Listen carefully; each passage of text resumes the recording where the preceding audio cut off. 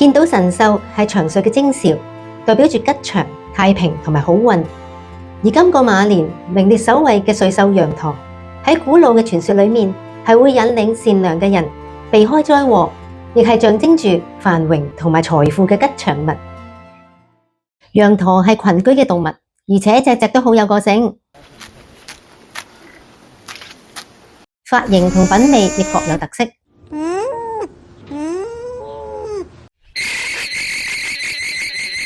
仲成日擺出一副神聖不可侵犯嘅樣，想進入佢哋嘅圈子，絕對係唔容易㗎。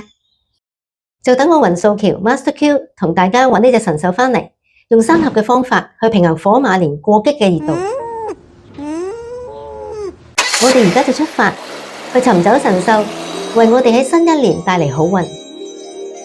記得 like 同 subscribe， 撳下面嘅鐘仔訂閱我哋。當神獸出沒嘅時候，你就會即時收到通知㗎啦。今次我哋就特別揾咗齋啡 Coffee 幫我哋化太歲。佢一身啡棕色嘅卷毛，正好可以運用五行火山土嘅方法，完美咁化解火馬年嘅超級強火。想知道神獸羊駝嘅靈性有幾高呢？我哋先用一塊鏡子去試下佢，睇下 Coffee 會唔會察覺佢眼前嘅其實只係一個虛像呢？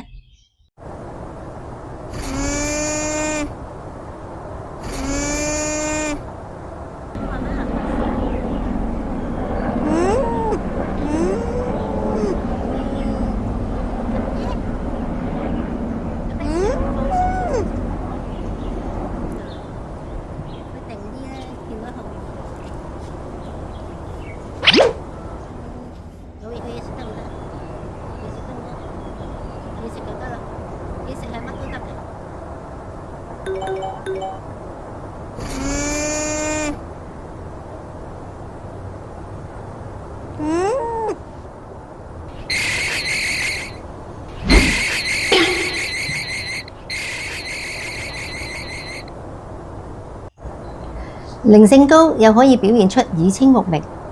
我哋試下 Coffee 喺陽光普照嘅天氣之下，聽到落大雨，甚至行雷閃電嘅聲音，會唔會覺得唔對路呢？有冇特別反應先？